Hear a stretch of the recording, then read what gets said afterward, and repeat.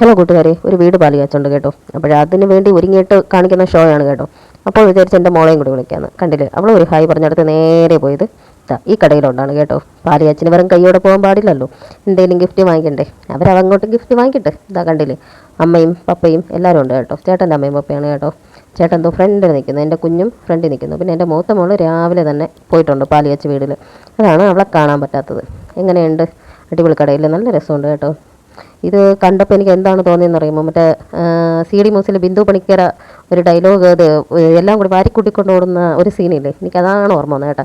എല്ലാം കൂടി വാരിക്കൊണ്ട് പോയാലോ എന്നൊക്കെ തോന്നി, പക്ഷെ പറഞ്ഞിട്ട് കാര്യമില്ല. അവളെന്തായാലും ടി വിയും കണ്ട് അവിടെ നിന്ന് ഡാൻസ് കളിക്കുകയാണ് കേട്ടോ. അത് കഴിഞ്ഞിട്ടാണ് നമ്മൾ നേരെ വീട് പാല് വെച്ച് ഫങ്ഷൻ നടക്കുന്ന വീട്ടിലെത്തി. എപ്പോഴും നാക്കൊളുക്കുമെന്ന് പറഞ്ഞിട്ട് കാര്യമില്ല. ഇതാ എങ്ങനെയുണ്ട്, അടിപൊളിയല്ലേ. ലൈറ്റ് സെറ്റും എല്ലാം കൂടെ ആയിട്ട് സൂപ്പറായിട്ടുണ്ട് കേട്ടോ. ഫ്രണ്ടിൽ തന്നെ എൻ്റെ ചേട്ടൻ്റെ ബ്രദറിൻ്റെ വൈഫുണ്ട് കേട്ടോ. വൈഫിൻ്റെ അനിയൻ്റെ വീട് പാല് കാച്ചാണ്. ഇത് അനിയൻ എന്താ നിപ്പുണ്ട്. ഇത് അനിയത്തിയുടെ ബന്ധുക്കളൊക്കെയാണ് കേട്ടോ. എല്ലാവരെയും കണ്ട് കുറച്ച് നേരമൊക്കെ ഇരുന്ന് സംസാരിച്ചു. ഇത് എൻ്റെ ചേട്ടൻ്റെ അമ്മയാണ് കേട്ടോ. ഇതൊക്കെ എൻ്റെ അനിയത്തിയുടെ ബന്ധുക്കളാണ്. ഇതാണ് വീട്, നല്ല വീടല്ലേ. ഇതൊന്നും ഞാനല്ല കേട്ടോ ഷൂട്ട് ചെയ്തത്. ഇവിടെയൊക്കെ നിറയെ ആൾക്കാരായതുകൊണ്ട് ചെറിയൊരു മടി. കുഴപ്പമില്ല, കുറച്ച് കഴിയുമ്പോൾ ശരിയാവും. Starting problem. അങ്ങനെ നമ്മൾ വീട്ടിൻ്റെ അകത്തോട്ടെത്തി. നല്ല രസമില്ല. ഇതാ കണ്ടില്ലേ ഒരുത്തൻ്റെ വാ അനിയത്തിയുടെ മോനാണ് കേട്ടോ. എവിടെ ഫോൺ ഉണ്ടാലും എൻ്റെ ഫ്രണ്ടിൽ വന്നവൻ ചാടും. മുറിയിലൊക്കെ സ്റ്റിക്കറുകളൊക്കെ ഒട്ടിച്ച് വെച്ചിട്ടുണ്ട്. നല്ല രസമുണ്ട് കേട്ടോ. ഞാൻ പറഞ്ഞു ബാത്റൂം വരെ തുറന്ന് കാണിക്കണമെന്ന് പറഞ്ഞുകൊണ്ടാണ് അവൾ ബാത്റൂമും എല്ലാം തുറന്ന് കാണിച്ചുകൊണ്ടിരിക്കുകയാണ് കേട്ടോ. അക്ഷരം തെറ്റാതെ ഞാൻ പറഞ്ഞത് കൃത്യമായിട്ട് അവൾ ചെയ്തു. നല്ല കുട്ടി. അങ്ങനെ അടുത്ത റൂമിലോട്ട് പോകാൻ വേണ്ടി നിൽക്കണം കേട്ടോ. അവിടെ പണിയായതുകൊണ്ട് അതേ സ്പീഡോടെ തന്നെ അവൾ തിരിച്ചിറങ്ങി. കണ്ടില്ലേ, ചുവലിൽ മൊത്തം മയിലും പൂവും കായും എല്ലാം ഉണ്ട് കേട്ടോ. സ്റ്റിക്കറുകൾ ഇവിടെയും ഉണ്ട് എന്തൊക്കെ സ്റ്റിക്കറുകൾ.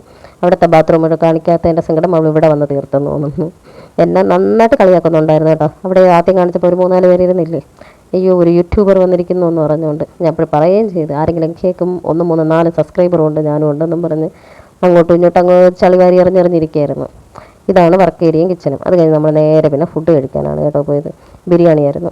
ഇതാണ് എൻ്റെ മൂത്ത പുത്രി. അവൾ അടുത്ത നമ്മളവിടെ കുറച്ച് ഇറങ്ങുന്ന കാര്യങ്ങളും പറഞ്ഞുകൊണ്ടിരുന്നത്. കണ്ടില്ലേ, ഇവരാണ് എന്നെ ആക്കിക്കൊന്നുകൊണ്ടിരിക്കുന്ന കക്ഷികൾ. പിങ്ക് കളർ ആളാണ് എനിക്ക് വീഡിയോ എടുത്തു തന്നത്. ഇങ്ങനെ ഇനി അടുത്ത് നമ്മൾ പോവേണ്ട തന്ത്രപ്പാടിലാണ് കേട്ടോ. പോകാൻ വേണ്ടി വിളിച്ചപ്പോൾ അതുവരെ വെളിയിൽ നിന്നൊക്കെ എപ്പോഴകത്ത് കയറണം. അകത്തുണ്ടായിരുന്ന എല്ലാവരും പോയിട്ടുണ്ട് കേട്ടോ. ഇനി നമ്മൾ മാത്രമായി, നമ്മൾ കുറച്ചുകൂടി മാത്രമേ ഉള്ളൂ. എങ്ങനെ നമ്മൾ പോകാനുള്ള യാത്ര പറഞ്ഞുകൊണ്ടൊക്കെ നിൽക്കണം കേട്ടോ. പിങ്ക് ഉടുപ്പിട്ടിരിക്കുന്നില്ല, ആ കുട്ടിയുടെ വീട് പാല് കാച്ചാണ് കേട്ടോ ഇത്. അങ്ങനെ നമ്മൾ വീട്ടിൽ എത്തി. അപ്പോൾ ഗുഡ് നൈറ്റ്, ഇനി ഉറങ്ങാൻ പോകുന്നു. Bye bye.